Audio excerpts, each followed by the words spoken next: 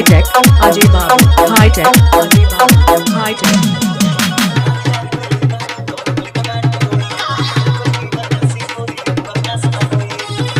कहाँ गाँव पता है पचमोनी चौराहा।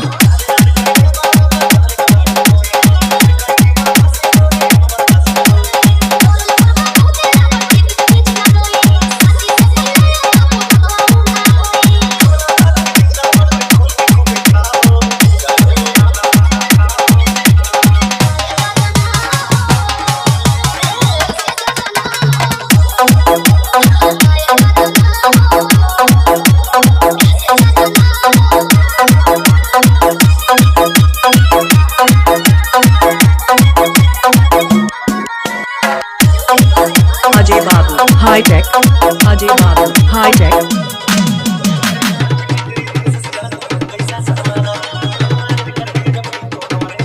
कहाँ गाँव पता है पचमोनी चौराहा।